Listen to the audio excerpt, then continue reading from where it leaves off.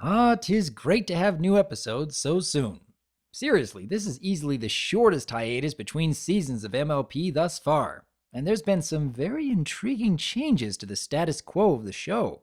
Starlight Glimmer has become Twilight's student, so there's no doubt we'll be seeing her again soon. Plus, her childhood friend Sunburst makes an appearance with hints that we may be seeing him again in the future. And then we have the tiny, adorable, and yet very confusing Princess Flurryheart, natural-born alicorn. I must admit, this Season 6 premiere has a lot going on all at once. Though in some ways, perhaps a bit too much? Let's start at the beginning here. Starlight Glimmer is trying to find her place as not only Twilight's new student, but also living in a castle that's really far too big for only 3 occupants, while dealing with her growing fear of confronting her past. This has a lot of potential. Once again, I have to believe that Starlight was added to the main show in part because of Sunset's popularity in the Equestria Girls series. And I actually liked the added dynamic to the main 6 when Sunset was around. And I'm seeing a lot of positives with Starlight being added to the mix as well. Even more so when she was interacting with Spike. These two actually play off each other quite nicely. I've stated before that Spike seems to be at his best when he's fulfilling his role as the #1 assistant, and Starlight isn't just accepting everything he says right off the bat either. We might have thought Starlight would be able to keep Spike busy by appealing to his inner ego, but thankfully it didn't play out quite as predictably as we might have thought. Each of these characters are able to hold their own against the other, while also encouraging each other's strengths. Just like with what we've seen between Twilight and Spike, I'd honestly like to see Starlight getting into more conversations like this. And then we have her childhood friend Sunburst, a shut-in who prefers to spend long hours studying books and figuring out magic. Sound familiar, anyone?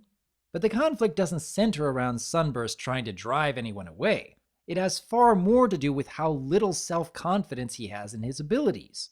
And giving both Starlight and Sunburst a reason not to share their past actually made for a more interesting conflict between them, which leads into a lesson about realizing that perhaps you can be harder on yourself about your past than others will be, regardless of how much or even how little you affected the world around you.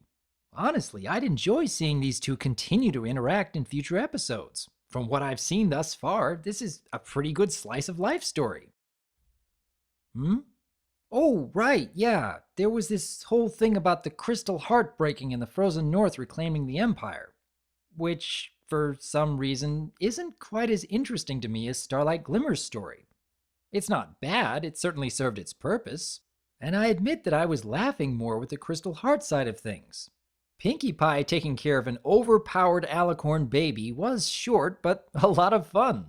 Shining Armor stressing out with overexhaustion from being a new father actually added a welcome new aspect to his character, so bonus points there. And wait, the Royal Sisters are fighting off the forces of nature? They're actually doing something. They're not standing around on the sidelines or being imprisoned by a villain. Okay, let's get more of this, please. And then we have Princess Flurryheart, natural-born alicorn. And Celestia says, The birth of an alicorn is something Equestria has never seen. It is beyond even our understanding. Wait, what? So does this mean that Celestia and Luna weren't natural-born alicorns? If so, then who or what gave them wings and or horns? Or maybe since Celestia mentions that Equestria has never seen it, then maybe it's still open to interpretation? As in, it only happened before the nation of Equestria was a thing? This is rather confusing, and maybe I'll have to make a video on it later. But for now, we have an alicorn baby with uncontrollable magic which would certainly liven things up. Breaking apart the crystal heart, shooting holes in the walls, keeping all the adults on their toes. This could make for a lot of fun stories in the future. Until they took that aspect away at the end of the episode. Aw, that actually could have been interesting if they kept that around. Without the unpredictable nature, there really isn't much for Cadence, Shining, and Flurryheart to keep my attention. Just the question, why is she an alicorn? Which could be interesting in the future, but I'm still a bit disappointed they took away the most entertaining element to her character. Though I suppose naming her after the events of the episode was a pleasant surprise, so at least there's that. And Twilight learning the lesson of distancing herself so that others could learn a better lesson on their own was a nice touch in my opinion. Overall, this premiere is a bit of a mixed bag.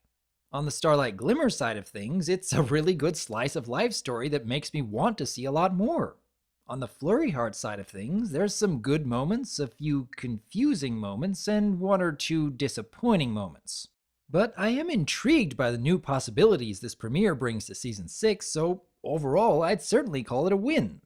And if you look really, really close at this one background image near the end of the episode, I think I see a changeling. With all the subtle background appearances of Starlight during Season 5, I can already imagine what's in store for the end of Season 6.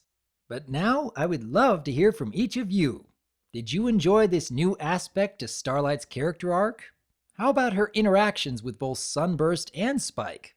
Are you a fan of Princess Flurryheart and what she could bring to the series as a whole? What are your thoughts on alicorns with all this new information? I would like to hear your thoughts on the crystalling, and here's looking forward to plenty more episodes with plenty more entertaining and intriguing aspects. I am Dr. Wolf, and I look forward to hearing from you.